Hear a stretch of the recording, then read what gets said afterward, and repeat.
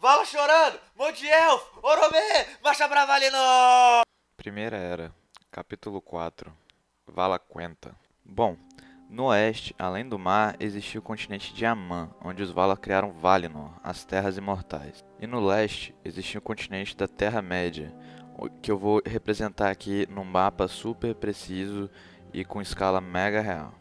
Pá. E como vocês podem ver, nessa parte a leste da Terra-média, depois das tais montanhas azuis, havia uma grande floresta verdejante que cobria toda a região. Era onde os Ents caminhavam livremente nessa época longínqua e esquecida no tempo.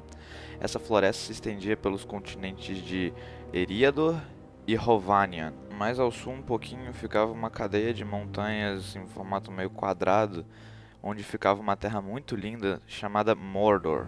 E lá no extremo nordeste ficava o cu gigante de Melkor, o Túnno.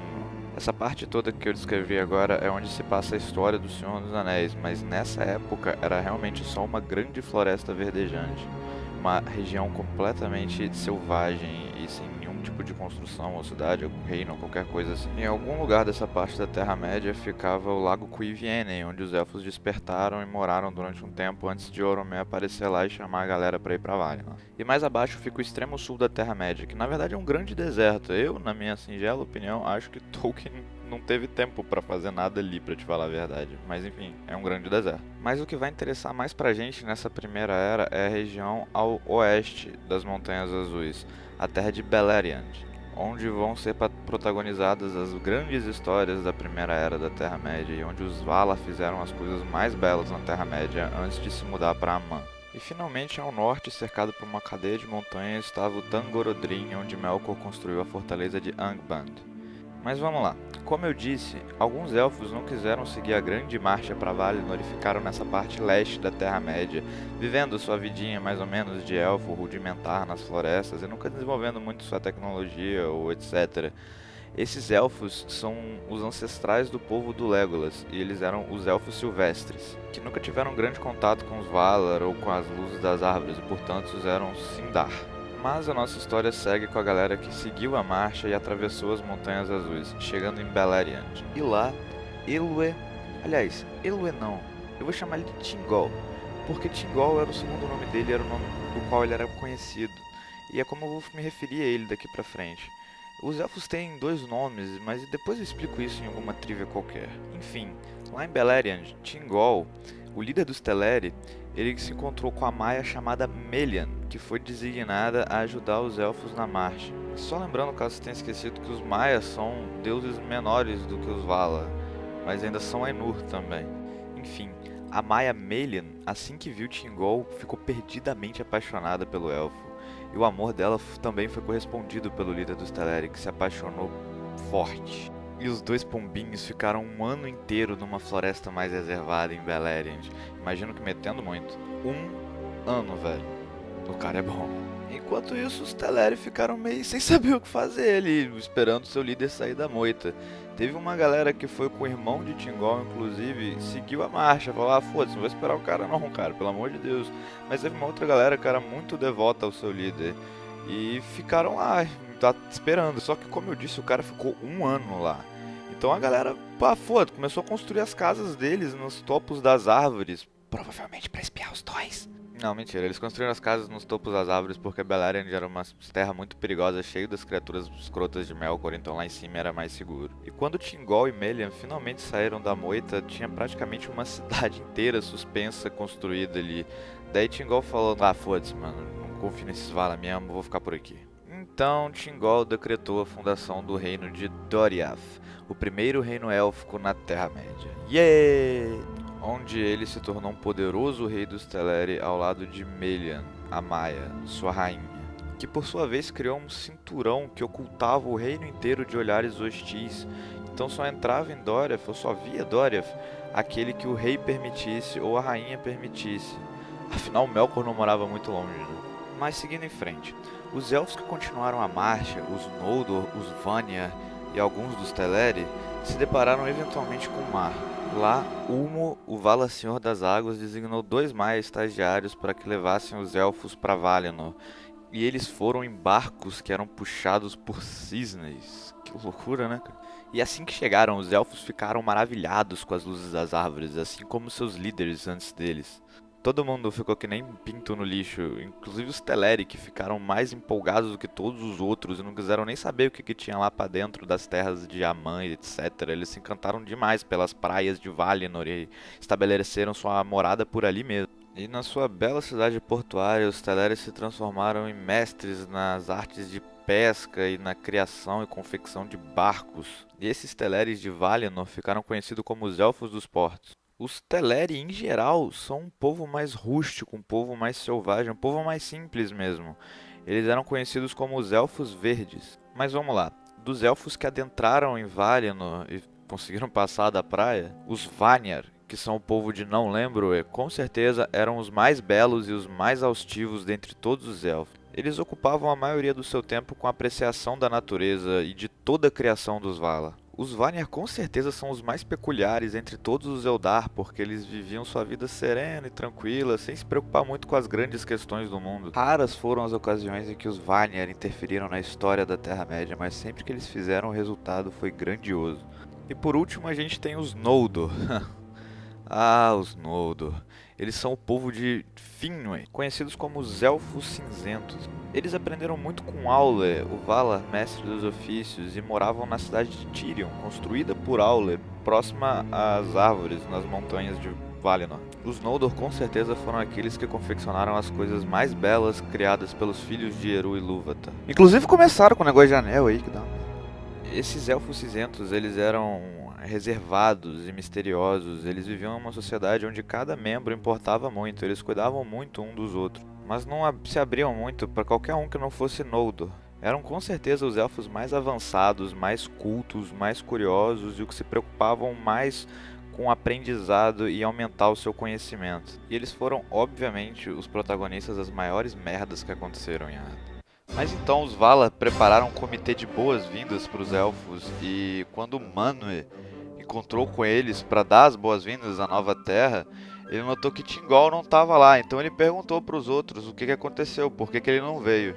E ninguém respondeu nada, mas Manwë falou: "Poxa gente, a gente já viram que nós somos caras legais, confia na gente, por que esse cara não confia na gente de jeito nenhum? O que está acontecendo?" Daí, sem ter muita alternativa, os Eldar começaram a se explicar finalmente. Eles explicaram que eles tinham receio dos Valar, porque antes de Oromê colar lá no laguinho da galera, um deles já tinha aparecido, e os elfos chamavam ele de O Escuro. Adivinha quem é? Pois é. Eles contaram que Melkor apareceu lá no lago, falando com os elfos assim: vem cá, psiu, psiu, ei, você, vem cá, te dá uma balinha aqui, vem cá, entra no carro do titio, vem cá, porra, vem cá." Mas aqueles que pegavam as balinhas eram levados para Angband, e ou eles nunca mais voltavam, ou eles faziam parte de experimentos horrendos de Melkor e voltavam como criaturas bizarras e deformadas que os elfos chamavam de orcs. Elfos corrompidos pela maldade do Senhor do Escuro, sem vontade própria nenhuma, apenas servindo o seu mestre. Aí Manwë ficou puto. Não. Ele ficou muito puto. Isso. E em meio à sua ira, ele disse com majestade: chega dessa porra. Agora a gente vai chegar lá e vai sentar o cacete nesse filho da puta. Agora ele passou de todos os limites. Chama o Rola Grossa lá.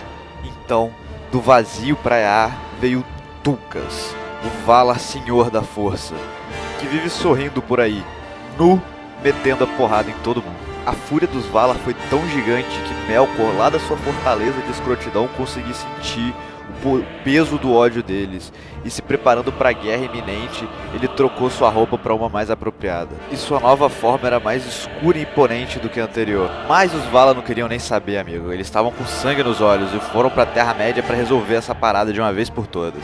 Chegando lá, eles tocaram o terror, mataram o dragão, empalaram Balrog, varreram o orc para debaixo do tapete, destruíram a aranha gigante, escrotizaram com os escrotizadores. Mas Tulkas, o Valar da Rola Grossa, tinha ódio mesmo, era de Melkor. E ele queria acabar com aquele desgraçado o mais rápido possível. Então ele foi direto para o túmulo, penetrando no cu gigante de Melkor na terra. Só que, como vocês sabem, Melkor não morava mais lá, e Tulkas descobriu isso perguntando gentilmente aos servos do Senhor do Escuro. Ele descobriu que Melkor morava em Yangban, no norte. Então, como presente de despedida, antes de sair, Tulkas destruiu a entrada daquele buraco infernal que ficou selado para todo sempre e criatura maligna nenhuma saiu de lá dentro mais. Então ele avisou seus irmãos onde Melkor se encontrava e todos eles foram rumo a Angband. E chegando ao Tangorodrim, os Valar criaram caos para Melkor na casa dele. Eles estavam tocando terror e as coisas estavam parecendo perdidas para o Senhor do Escuro. Mas então Melkor em pessoa apareceu e igualou a disputa. Entenda, os Valar eram bem poderosos e Melkor era o mais poderoso entre eles. E além disso, os Valar se preocupavam em criar coisas, enquanto Melkor gastava todo o seu tempo acumulando e aumentando o seu poder. Então sim, ele contra todos seus irmãos era uma disputa de igual para igual. E a batalha entre os Valar foi tão absurda, era um poder tão grande que as próprias fundações do mundo chegaram a tremer. E quando a porradaria entre os deuses estava no seu pico, Melkor parecia que tinha vantagem e que logo ia acabar com seus irmãos. Mas então uma nova raiva surgiu dentro de Tulkas, o Rola Grossa, que ele voou pra cima de Melkor com tudo que ele tinha. Então os dois começaram um combate solo absurdamente sinistro. E enquanto Tulkas era o senhor da força, Melkor tinha escuridão ao seu lado, então as forças se igualavam e o mundo ameaçava colapsar a qualquer momento perante essa batalha absurdamente sinistra. Mas finalmente, depois de muitos golpes trocados, Tulkas finalmente derrubou o filho da puta e currou o desgraçado em um canto. E com correntes especiais feitas por Aule, o Valar Senhor dos Ofícios, Tulkas prendeu Melkor e o deixou de 4 em Gangbang, sei lá. E no momento que Melkor viu que sua derrota era iminente, não tinha o que mais ele fazer, ele assumiu uma forma parecida com os filhos de Eru e Ilúvatar e começou a implorar por clemência. Meu Deus, não, pelo amor de Deus, cara, me ajuda, desculpa, cara. Mas Tulkas, o Rola Grossa, não se apiedou do seu irmão. Ele deixou Melkor mais largo que o túmulo e depois levou para Mandos para ele ser processado e julgado e condenado de acordo com o tamanho dos seus crimes. E assim foi. Mandos condenou Melkor a ficar sofrendo durante 3 milênios inteiros nos Salões dos Mortos para ele pagar por todos os seus crimes hediondos. E uma tênue luz finalmente se abateu sobre a sombra de Angband, que agora quase não tinha mais força.